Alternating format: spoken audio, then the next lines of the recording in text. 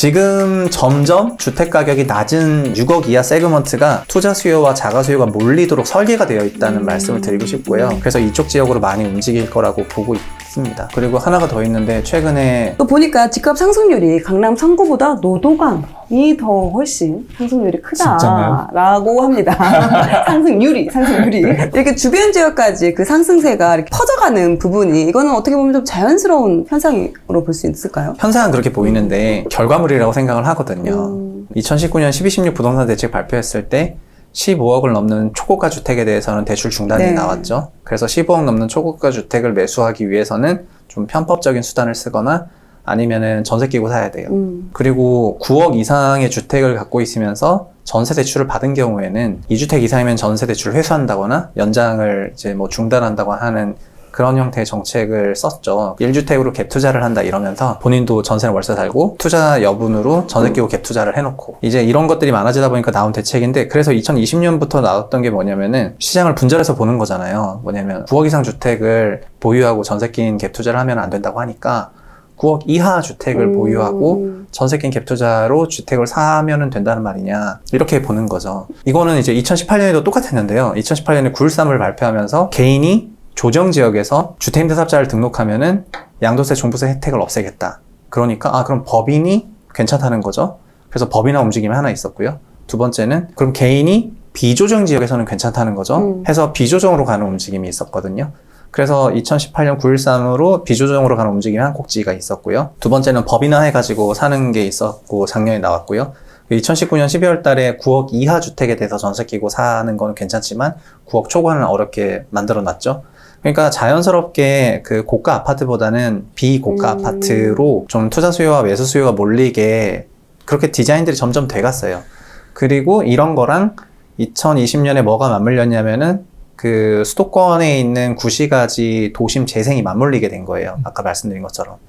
그러니까 요 두 개가 맞춰져 가지고 경기권이 이제 터프하게 상승을 하고, 그리고 아까 이제 질문은 노원구인데요. 사실 노원구도 동일해요. 노원구도 어떻게 보면은 거기는 이제 80년대 말에 이제 동시에 준공된 단지인데, 노원구에 있는 한 개 단지가 얼마 전에 준공을 했지 않습니까?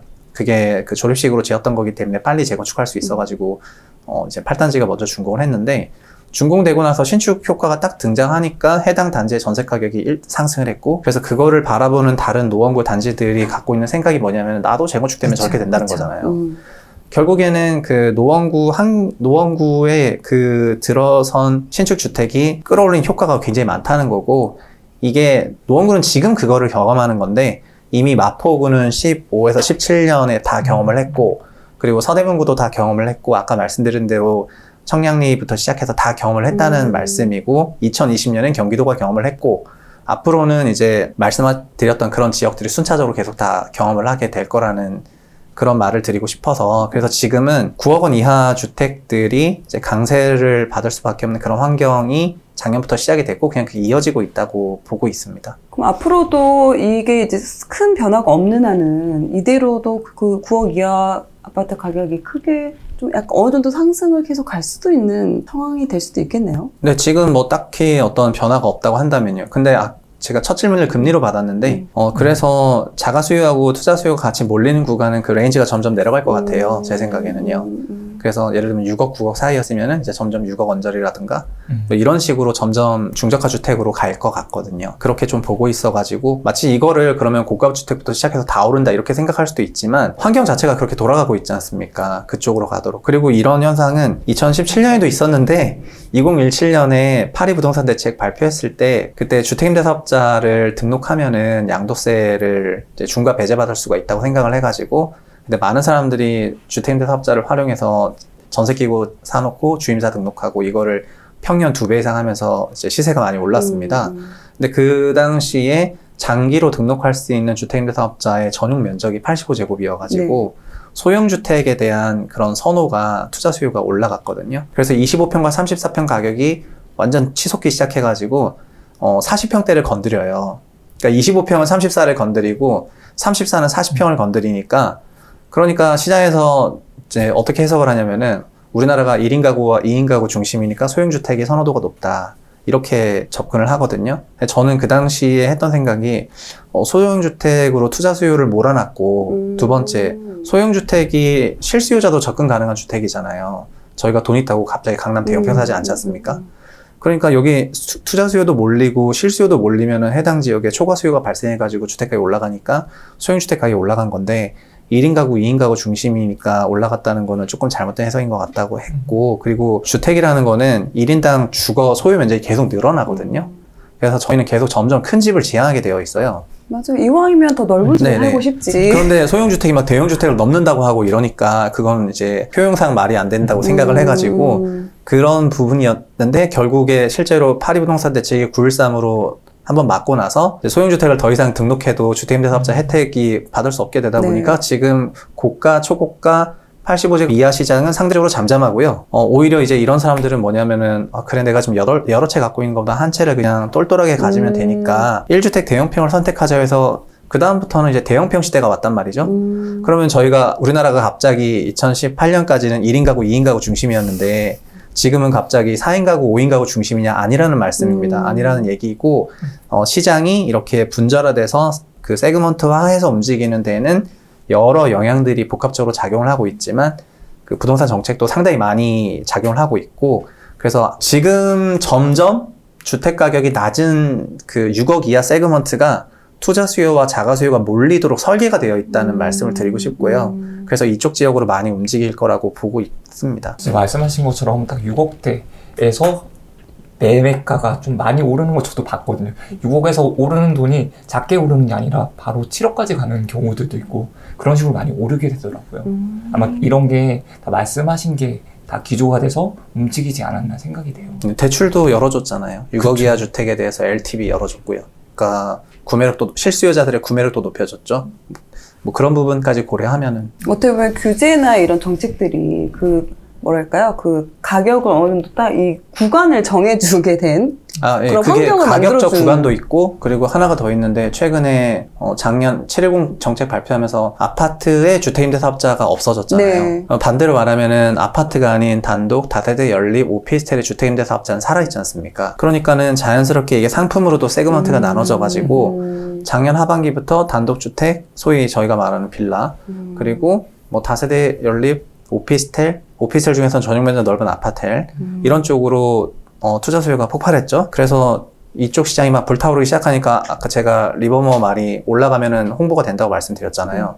사람들이 자연스럽게 공부를 한 다음에 와 이게 좋은가 봐 이러면서 또 찾아보니까 오른 이유가 명확하죠. 뭐냐면 여러 가지 규제로부터 자유롭잖아요. 그리고 임대사업자가 주는 그런 혜택을 이쪽 상품에서 얻을 수가 있고요. 그러니까 이렇게 자연스러운 움직임이 나타나가지고 이렇게 가고 있는 건데 이거를 또 어떻게 해석하냐면은 아파트가 너무 비싸져가지고 이제 단독주택으로 가고 있다. 이제 이런 해석보다는 제도가 어떻게 이렇게 설계화가 돼가지고 시장이 그렇게 가고 있다고 보시는 게 좋을 것 같아요. 보면은 그 취득세 중과로 인해서 어떻게 보면 공시가 1억 그것도 이하의 710 정책 나오고 나서 주택들이 네, 그러니까 710 각광을 정책 받고 있는 것처럼. 네네 710 정책 나오고 나서 다주택자의 중과 취득세가 발생을 했고 그거를 해지하는 게 공시 1억 이하 주택이었잖아요. 그러니까 자가 수요 한 꼭지가 있고 투자 수요 한 꼭지가 확실하게 구분 안 되지만 일단 있다고 해볼게요. 여기는 대출받고 집 사고 여기는 그냥 투자 목적으로 접근을 하는 거예요. 이쪽에서는 그러면은 결국에는 세후 소득을 높여야 되니까 그리고 취득 당시 부담도 낮추고 싶고 그러니까 자연스럽게 공시 1억 이하 주택 가격이 작년 하반기부터 치솟았고요.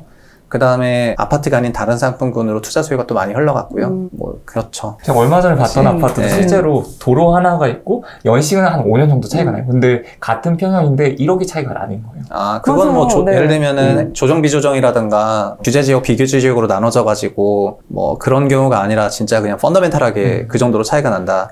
그런 거는 이제 뭐라 그럴까 학군지인 경우가 되게 많고요. 그 길을 건너서를 기준으로 이 네네. 단지는 네네. 그 사람들이 배정되고. 선호하는 네네네. 그 학군의 네. 배정을 받지만 또 이 단지는 네네네. 아닐 수 있는 경우. 네, 맞아요. 학군지에 따라서 일단 선호도 차이가 시세에 반영이 되긴 하니까요. 초등학군지를 중심으로 특히. 근데 그거 아니라면은 과거에는 행정구역상으로 이제 뭐 어디 뭐 경수대를 기준으로 여기는 의왕인데 어디는 어디고 이렇게 이런 게 좀 있었고 아니면은 제 책에도 이제 중랑천을 기준으로 동서에 있는 단지 두 개를 비교를 했었는데 그거는 하나는 주복이고 하나는 아파트였거든요. 근데 진짜 순수하게 아파트가 진짜 길 하나를 두고 매매가가 억 단위로 차이가 날 정도면은 거의 그냥 학군 배정이 아닌가 이렇게 생각합니다. 비슷한 연식이라면. 제가 이제 광주에 살다 보니까 광주광역시에 이제 살고 있는데 거기에다 좀 보면은 바로 붙어 있어요. 근데 1억이 차이나 시세가. 근데 그 이유가 브랜드. 하나는 뭐 얘기하면 하나는 서이고 하나는 뭐 힐스테이트고 이런 경우면은 1억씩 차이가 나더라고요. 과연 이게 계속 갈까? 아니면 이거 1억이 싼 데가 저평가인가? 이런 게 고민이 들거든요. 상품 가치도 최대 그 말씀하신 거에 10배까지 날 수도 있습니다. 상품 가치가. 그러니까 부동산 가격이 3분의 2는 토지고 3분의 1은 주택인데 상품 가치가 거의 제로화 된 게 뭐냐면은 뭐 준공 거의 30년 됐고 그 다음에 완전 오래되고 이제 주차 힘들고 등등 이런 이제 상품 대단지도 아니고 소단지고 나홀로 아파트고 이런 거는 상품 가치 부분의 가치가 적을 거잖아요. 대부분 다 토지일 거고요. 신축 대단지 대형평에 신축 대단지에 막 브랜드 다 달려 있고 이러면은 상품성이 매우 높은 단지잖아요. 그 두 개가 같은 동네 행정동에 있다고 생각을 했을 때 그 상품 가치만큼 차이가 날 거잖아요. 그 상품 가치 맥스 금액이라는 게 저희가 생각하는 거의 사업비 하고도 거의 비슷해가지고 단순히 건축비가 아니라 예를 들면 저희 평당 700이다 평당 800이다 하는 그런 건축비가 아니라 건축비의 거의 2배 정도 되는 간접비를 다 더한 그 정도 금액까지 차이가 나요. 브랜드 역시 그 상품 가치를 구성하는 한 요인인데 브랜드, 세대수, 연식 그리고 이런 거로 주로 대표되는 그런 것들이 상품성을 이제 만들어내는 거죠. 앞으로 수도권의 가격 조정이 언제쯤 올 거라고 혹시 보세요? 주식시장에서도 이제 지나고 나니까 아는 거지. 그러니까 저희가 사후적으로는 다 천재가 되지만은 사전적으로 전망하는 단계에서는 그냥 다 겸손해야 된다고 생각을 하고 있고요. 그래서 그냥 시장을 전망하기보다는 현재를 잘 분석하고 현재를 기준으로 가장 합리적인 선택을 하는 게 맞다고 생각을 하고 미래에 내릴 것이다, 오를 것이다 이런 거를 전제로 지금 포지션을 잡는 거는 오히려 그게 더 리스크가 크다고 생각을 하거든요. 그래서 너무 그런 지금 단기적으로 가격 상승한 거는 맞긴 하지만 오늘 그래도 꽤 어떤 부분에서 가격 상승적인 요인이 있었고 어떻게 시장이 좀 분자화돼서 움직여 왔고 그래서 어떤 상품이 그 전까지는 인기가 하나도 없다가 인기가 있었고 또 과거에는 소형평 인기였다가 지금 갑자기 대형평 인기고 이런 것들도 지금 얼추 설명 다 했잖아요. 그러니까는 지금 이런 상황 속에서 내가 어떻게 할지는 이제 들으시면서 좀 고민을 해보시면 될 것 같고 어쨌든 지금 트렌드를 잘 알기 위해서는 옛날 그런 걸 잘 보면서 알면은 앞으로 어떻게 해야 될지 대응도 나오니까 그 말씀 드린 거고요. 그러니까 지금 불장이 어디까지 갈지를 예측하기는 어려운 것 같다. 다만 그냥 그걸 어디까지 갈지 예측하고 대응하지 말고 현재를 기준으로 대응을 하자는 말씀 드리고 싶습니다. 지금 전셋값도 너무 많이 오르고 있잖아요. 그것 때문에도 매매가가 내리지 않겠다고 생각하시는 분들도 많이 있더라고요. 좀 전세가 좀 내리려면 공급도 좀 많아야 되고 정책적으로라도 임대사업자를 다시 부활한다거나 그런 게 좀 있어야 될 것 같은데 그런 게 쉽지가 않다 보니까 전세값이 떨어질 기미가 보이지 않더라고요. 전세 가격은 오히려 저는 그렇게 생각합니다. 유통 물량도 많아야 그 시장의 거래가 좀 활성화되고 그런 수요를 흡수하는 그런 버퍼가 존재하는 건데 지금은 주택임대사업자 제도가 매매 시장에 그런 매매 건수를 점점 줄이도록 좀 잠그고 있는 상황이고요. 임대차 3법을 예를 들면 꺼내 와가지고 2+2하고 상한제를 도입을 했어요. 올해 신고제하고요. 그 결과물은 이제 작년에 임차료 폭등이었단 말이죠. 그러니까는 이 방법론이 조금 잘못됐을 수가 있는 거잖아요. 그래서 이런 거를 잘못했으니까 좀 고쳐가지고 2+2가 아니라 아예 그냥 없었던 걸로 한다던가 아니면은 뭐 3년 단임을 하든가 뭐 등등 여러 가지로 보완을 해야 되는데 지금은 그냥 임대차 3법 도입하고 나서 좋아진 것만 조금 쓴다거나 하면서 이제 스스로 셀프 디펜스를 하고 있는 경향이 있는데 이제 그렇게 하기보다는 원하는 목표를 도달을 하지 못했으니까 임차시장 안정 목표 도달하지 못했으니까 좀 용기를 내가지고 고쳐야 될 거는 고쳐야 된다고 생각을 하고 임차도 결국에는 임차 물량 많아지게 거래가 활성화되게 하면 되는데 그러려면은 묶어서는 안 된다고 생각하고요. 주택임대사업자 제도도 어떻게 보면은 신규 임대차 계약이 거의 약간 불가능하다고 싶을 정도로 주임사 제도 역시 임차 시장에 영향을 주고 있잖아요. 뭐냐면 주임사 등록주택은 임차인을 바꿔도 5%가 네. 유지를 해야 되잖아요. 그래서 임차인과 임대인 모두 신규 임차인을 들이고 싶은 생각이 없어요. 왜냐면 중개 수수료밖에 더 나가가지고요. 그래서 같은 임차인이 계속 간단 말이죠. 그래서 그 물량이 그 유통 물량으로 나오질 않습니다. 그 주택임대 사업자를 부활한다는 얘기가 건설형이어가지고 임대주택을 막 공급한다고 하면은 공급이 되는 건데, 그게 아니라 기존 주택을 주택임대 사업자 등록해서 만약에 등록하게 되면은 그 임차는 락업돼요. 그래서 신규 임대차로 8년 후에, 이제 10년 후에 나오겠잖아요. 맞아요. 그러니까는 해당 지역의 임차 물량이 이제 매년 교차되는 그런 임차 물량은 사라지게 되는 거여가지고, 이것도 가격에 경착력을 줄 수 있는 요인이라 가지고 다르게 생각할 부분인 것 같습니다.